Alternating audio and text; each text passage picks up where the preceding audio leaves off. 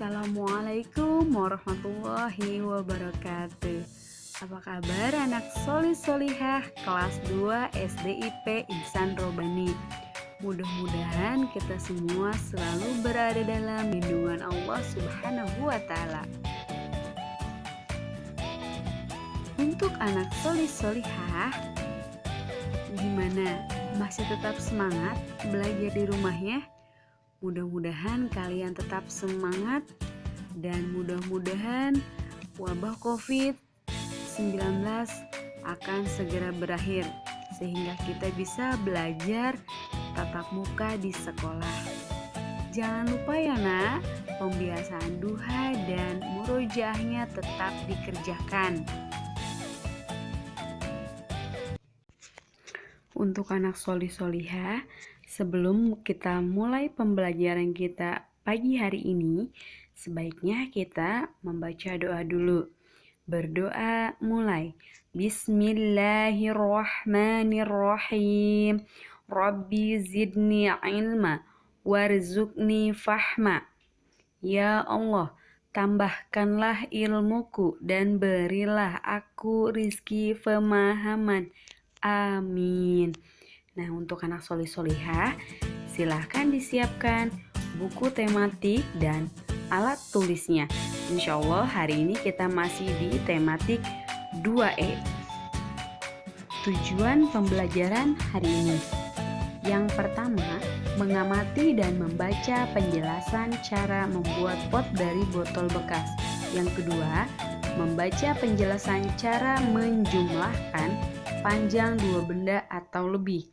Yang ketiga, mengamati lambang sila keempat Pancasila dan menentukan sikap yang sesuai dengan sila tersebut. Ayo berkreasi. Perhatikan di halaman 134.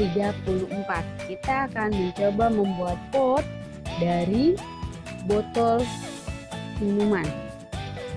Kita dapat mencoba menanam bibit tanaman dengan teknik hidroponik. Teknik hidroponik yang kita gunakan adalah teknik yang sederhana.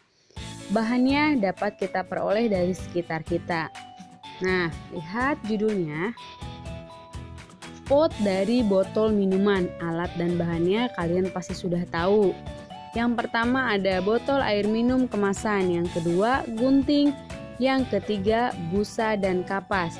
Cara membuat: yang pertama, gunting botol menjadi dua bagian. Perhatikan batas potongan botol.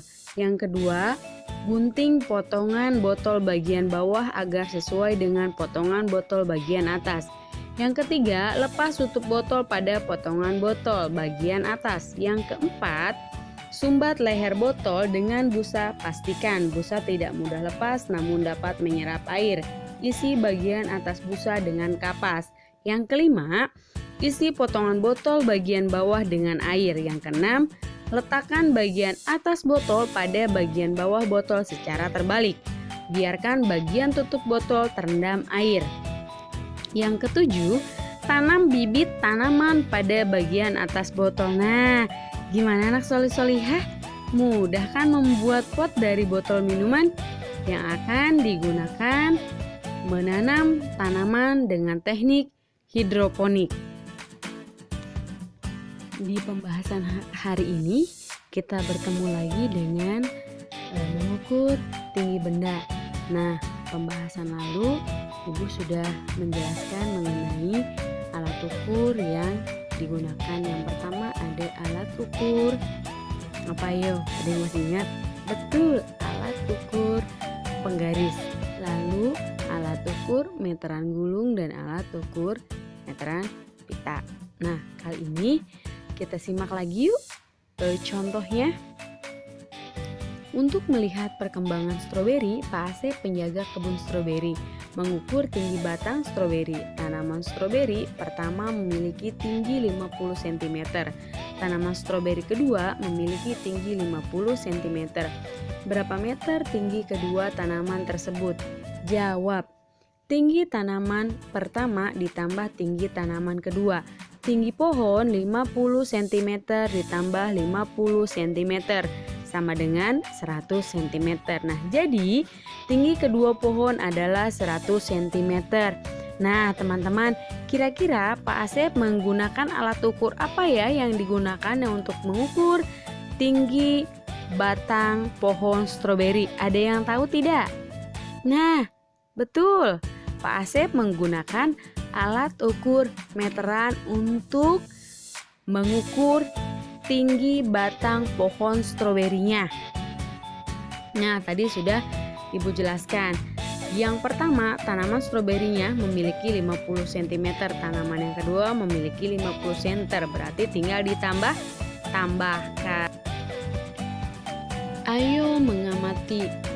Amati gambar burung Garuda berikut. Nah, kalian boleh dilihat di sampingnya itu ada burung Garuda. Burung Garuda adalah melambangkan apa? Ya, melambangkan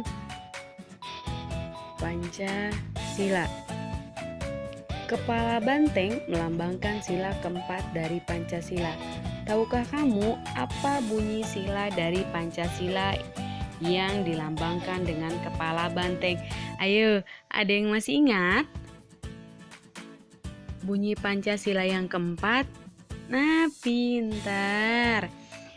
Bunyi sila Pancasila yang keempat adalah kerakyatan yang dipimpin oleh hikmat kebijaksanaan dalam permusyawaratan perwakilan. Ih, Masya Allah, hebat ya anak-anak kelas 2. Nah, lihat nak, gambar di samping ada 2 gambar yang bisa kalian amati. Ya. Pengamalan sila keempat Pancasila adalah musyawarah. Musyawarah adalah mengambil keputusan bersama. Musyawarah dapat dilakukan di rumah atau di sekolah. Seperti cerita berikut. Simak ya dengan baik. Murid-murid bermusyawarah untuk menentukan tempat tujuan karya wisata. Windy adalah ketua kelas. Windy memimpin teman-temannya bermusyawarah. Setiap murid memberikan usulan tempat yang diinginkan. Setelah diadakan diskusi, akhirnya keputusan karya wisata ke Taman Mini Indonesia Indah. Walaupun ketua kelas, Windy tidak boleh menentukan sendiri tempat tujuan karya wisata. Nah, itu adalah salah satu contoh yang melambangkan atau pengamalan sila Pancasila yang keempat. Nah, berarti dalam bermusyawarah tidak boleh memaksakan kehendak saat sedang bermusyawarah. Kita harus menghargai keputusan bersama. Tidak boleh berkecil hati dan tidak boleh marah. Cukup sekian penjelasan dari Ibu. Mudah-mudahan bisa bermanfaat dan dapat dipahami. Nah, jangan lupa tugasnya di halaman 134. Jangan lupa dikerjakan ya nak tugasnya. Ibu tunggu laporan tugasnya. Cukup sekian. Wassalamualaikum warahmatullahi wabarakatuh. Terima kasih anak Solih-Solihah kelas 2 SDIP Insan Robani. Tetap semangat ya nak.